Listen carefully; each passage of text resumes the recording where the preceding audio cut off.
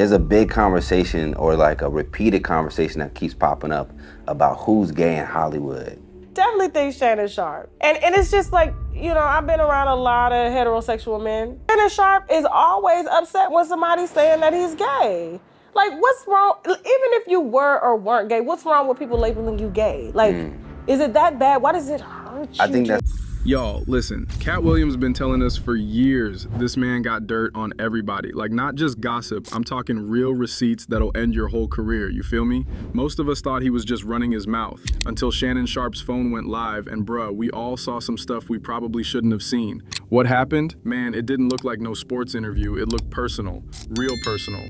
I'm not even gonna lie, I was shook. Then boom, people talking about secret affairs, a $50 million lawsuit pops up out of nowhere, and ESPN just drops him like he stole something. So now we all sitting here like, did Shannon just have the worst timing in human history? Or did Katt finally cash in one of his trump cards? I mean, come on now. Yo, so picture this, and I know y'all seen the clip by now. Shannon's just minding his business and his phone goes live on Instagram. No warning, no nothing. Not like, hey, what's good everybody, your boy Shannon here. Nah, fam, we heard some sounds that were way too private for the whole internet to hear. Like way too private. The chat went absolutely insane. Yo, what's happening right now? Wait, hold up, is this really happening? Shannon, no. Before Shannon could even figure out what was going on, and you know he was probably scrambling, people were screen recording everything. TikTok, Twitter, Reddit, Instagram reposts, that stuff was everywhere. By the time he cut it off, thousands of people already had the clip saved. The internet is forever, baby. There you go, baby. That's my Michelle. That's my Michelle. Shannon's first move, I got hacked. Okay, cool, makes sense. We good, right? Wrong, dead wrong. A few days later on his show, he switches it up. Now it was an accident and I was with a woman. Bruh, why you changing your story? If you really got hacked, stick with that. That's when people started getting suspicious for real. Like, come on, Shannon, pick a story and stick with it. Then, and this is the part that had me deceased, Katt calls him up right after all this mess and goes, you ain't gay today? Katt Williams. So I said, yeah, bro, what's up? The first thing out of his mouth, guess what he said, Ocho? Oh, wow. You ain't gay today?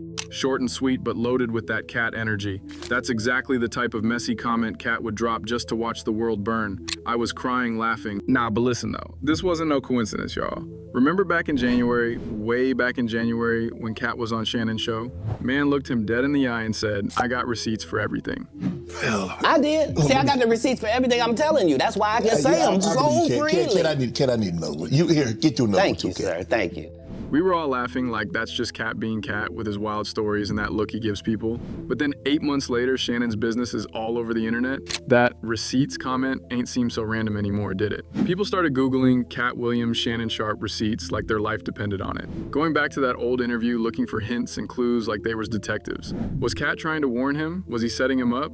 Or was he just running his mouth and got super lucky? Here's what's wild though. Katt never said he did it, but he also never said he didn't do it. And you know what? Sometimes silence says more than words, you feel me? Then this dude Russell Hollywood Simpson shows up, Shannon's old stylist. Now listen, my man saw the internet going crazy and said, oh, y'all want some tea? I got all the tea and I'm about to spill it. He started posting these shady Instagram stories and I was checking every 5 minutes, not gonna lie. Blurry screenshots, hotel receipts, text messages that looked way too friendly for business. Way too friendly. No names though, nothing you could actually take to court, but just messy enough to have everybody in the comments like, Shannon got caught. The timeline was sending me, but then he said something that changed everything. Going live by accident is impossible. Basically called Shannon a liar to his face on the internet. I was like, oh, he said it. So if Shannon didn't accidentally go live, then who did? And if we really talking about secret affairs and all that, was the stylist working alone or was somebody else pulling the strings? Somebody like, I don't know, Katt Williams maybe? Just saying. This is when things got real messy, y'all. People started making timelines, and I mean detailed timelines like they was solving a murder case. They found screenshots of people who unfollowed Shannon right after the live incident. The internet really don't play when it comes to drama. The big theory going around, someone Shannon trusted set him up, maybe the stylist, maybe somebody else close to him, and maybe Katt knew exactly when to strike, like a chess master or something. It's sports TV that's wild, like that never happens. It basically told us whatever happened was so bad, ESPN didn't even want to mention it on air. They said, we don't know this man. When big networks stay quiet like that, we make up our own stories, and they usually way crazier than the truth. And people were already thinking about Katt, so right after the Instagram mess, and I mean right after, somebody hit Shannon with a $50 million lawsuit. $50 million. I had to say that twice because $50 million for what? By July they settled it, but nobody knows what the deal was. Everything got sealed up tighter than Fort Knox. Since nobody would talk, we all just made up our own theories. The group chats were going crazy. Then ESPN cut him loose. No farewell, no thanks for your service, no nothing. Just gone, disappeared. On his show, Shannon was like, they did what they had to do, I'm cool with it. But I just wished, of all things, like I said, hey, they did what they felt they needed to do, and I'm at peace with that. But I just wish, guys, this thing could have waited until Monday.